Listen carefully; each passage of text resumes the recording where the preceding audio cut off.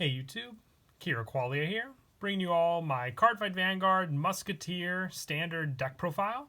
Wanted to do an update to the Musketeer deck for post the Mysterious Fortune. Very excited about the new support we got for the deck. It really plays an homage to the old Legion support we had for Musketeers during that time, giving us new units in the form of those cards, and the fact that you can work on a pure Musketeer deck now for standard format definitely does seem quite cool as well. They gave us a good amount of cards in the original set where Neo-Nectar was first introduced. The main focus from this set, the Mysterious Fortune, wasn't really Musketeer. It was more the Arboros Dragon, which I do plan to do a deck profile on that as well later on down the line, but still a very, very fun deck for sure as well, giving you two options now for Neo-Nectar, being either Musketeers or Arboros Dragons. So I decided to start off with my favorite of the two, the Musketeers. So let's go ahead and get started with the deck profile.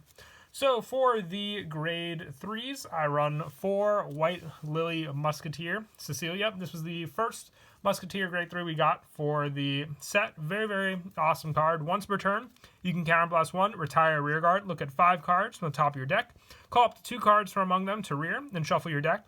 If your soul has a grade 3, call up to 3 cards, and then 2 instead of 2, and then 3 of your units in the front row get plus 10,000 until end of turn. So what's very important with this card is that the Neo-Nectars for the Musketeers do focus on having different abilities when you call them with card effects. So going off of the fact that this unit, White Lily Musketeer Cecilia, was a generic effect during the time it was originally released, it definitely does help that they went off of that skill for the rest of the Musketeer support we received, meaning that we can definitely make use of this as still one of our main units for the deck. Also having the Imaginary Gift Force gives us the power strength we can get, whether going Force 1 or Force 2, getting the additional critical, and then getting the plus 10,000 to the front row with this card is the overall boost that this deck definitely does need for that power up. And also just being able to retire a rear guard and then obviously get the 3 rear guards once we have the 3 in the soul as well is a definite boost for just, rear guard consistency, and the fact that we have some of the cards in the deck that also work with calling out tokens is another added bonus for sure. And for the backup grade 3, only have 2 at the moment, but definitely want to run 4 Peony Musketeer Martina, just because of the fact that the deck definitely does benefit from having the majority of the cards in the deck being Musketeer for the different abilities you can use. With Peony Musketeer Martina, once per turn on the Vanguard circle, you can Soul Blast 1 and retire a rear guard. Look at 5 cards from the top of your deck, call up to 1 card from among them to rear, and shuffle your deck.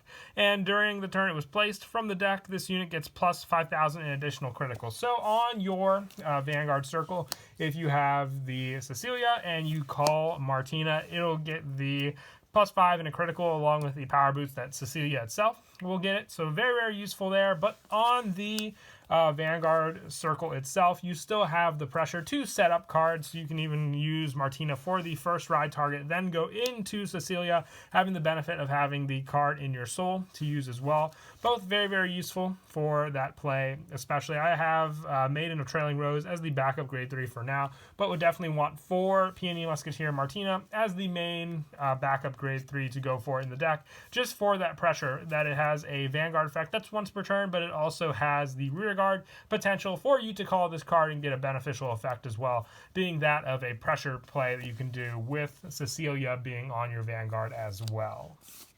And that is it for the grade 3s. Decide to stick with the main units for the Musketeers as your backups for the grade 3s, just for the fact that I would say it's the best pressure to go off of as well for the cards. For the grade 2s, I run 4 Pansy Musketeer Silvia. When placed, you may call a plant token to rear. Plant tokens are grade 0 with 5,000 power and 1 critical, and they have boost. It works on Vanguard or rear, so just giving you that additional rear guard helps for hand consistency as well with the Musketeer deck. So you can save and reserve all your hand cards for guard power aside from your ride targets, being able to make use of Silvia to give you those fodder for your cards that can retire units to call more from the deck as well. So if you use tokens for that. Like I said, you don't have to waste any cards hand consistent wise for any of your plays. You can completely rely on cards that make tokens in the deck, and then just use all the different effects for your Musketeers that give you additional rear guards on the field by searching them from the top of the deck. And the fact that Pansy Musketeer Silvia works on the Vanguard or the rear guard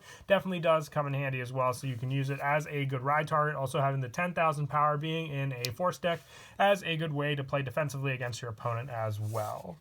And for the new grade 2 unit, I want to run 4 Peony Musketeer Tor. I do love the fact that they kept the Legion art for the card, working together. Usually it was on the other side for Legion with the mate, but still great that the art lines up perfectly for these cards as well.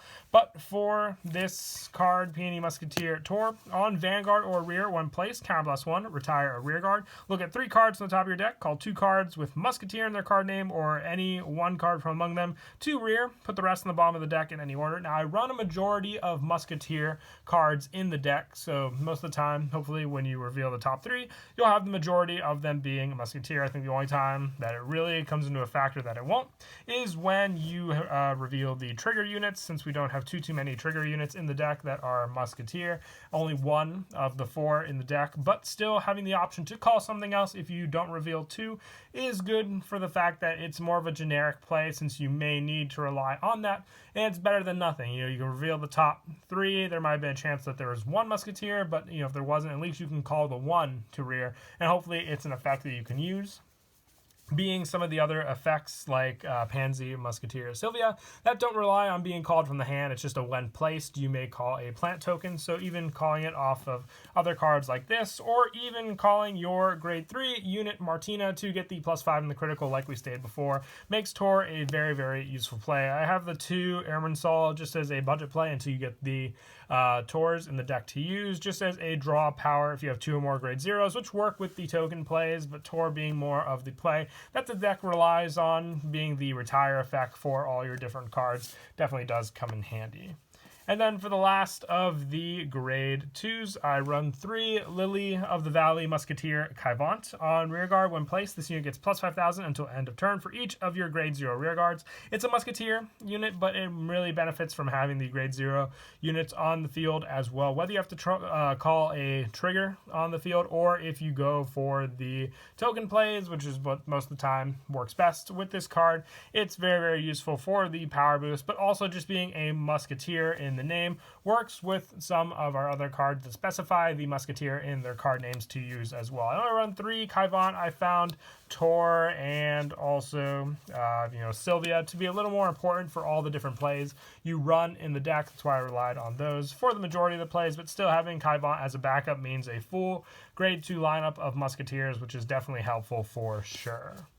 And that is it for the grade 2s. We'll now move on to the grade 1s. One of our main grade 1 units is Lily of the Valley Musketeer Rebecca. On rear, when placed, one of your other grade 1 or less units gets +5,000 until end of turn. Just a good boost on rear. And on rear, at the end of the turn, you can Soul Blast 1, retire a plant token, and return this unit to your hand. So once again, a Musketeer unit, especially useful, but being able to rely on one of our main grade 2 units for the token plays really does come in handy, with Rebecca being able to return it to your hand at the end of the rear by retiring a plant token, and then just giving you consistency to reuse it as well. But also being an 8k grade 1 makes for a good ride target, but most of all, what's important is the fact that it is a Musketeer unit that can potentially be called out on the field to be used for all your different plays also. The same goes for a little more consistency as well, just for the plant tokens, so we don't have to completely rely on Silvia, is Dandelion Musketeer Mirka. On Vanguard or rear, when placed, Soul Blast 1, call a plant token to rear in the same column as this unit. The plant tokens are grade 0, power +5,000 with 1 critical, and have boost. And on rear, when your other rear guard is placed in the same column as this unit gets +3,000 until end of turn. So being a boost unit is especially useful, but the fact that we need tokens on the field, I didn't want to have to rely completely on Silvia.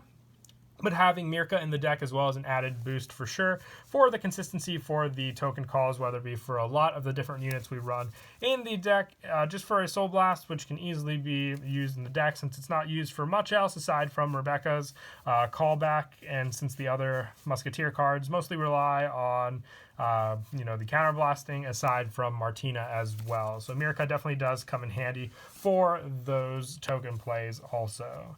And I also run 3 Anthurium Musketeer Gaston with this one on rear. During the turn it was placed from deck. This unit gets plus 10,000, which happens a lot when you consistently get this card into your hand. So having Gaston in the deck for those power plays definitely do come in handy. I was debating on running 4 of this card with the potential for that power. I was going to go and reduce the number of the next card, which is Fruit Basket's Elf. Just having another token option with this deck definitely did come in handy. It's the only grade 1 Musketeer card that potentially wouldn't want to run, but still having it as the option for the tokens is why I decided to run it in the deck for the Soul Blast and retire this unit to call up 2 plant tokens to rear, and if your Vanguard's grade 3 or greater, the tokens get plus 5,000. So having a power boost with the tokens, but just having consistency for them with your other cards is why I like Fruit Basket itself in the deck still, aside from the fact that it isn't a Musketeer unit. And then that's it for the grade 1s. For the grade 0s, our starter, Broccolini Musketeer Gira. It's not really, needed, but I think very, very fitting that it is a Musketeer unit still overall. And then for our trigger lineup, I run 8 criticals, so 4 Chestnut Bullet, and then the 1 Musketeer critical, which is Night Queen Musketeer Danielle for the 8 critical lineup. And then I also run the 4 Watering Elf, sadly not a Musketeer heal, but it's better that we at least got 1. This is the most inconsistent part of the deck, I would say, the fact that the triggers aren't Musketeer, but most of the time you don't even want to call those anyway. And then lastly, for the draw trigger spot, 4 Maiden of Blossom Rain. Check the new Sentinel from the new set. It's not a Musketeer, so decided to stick with the draw one to keep the grade 1 lineup open as well.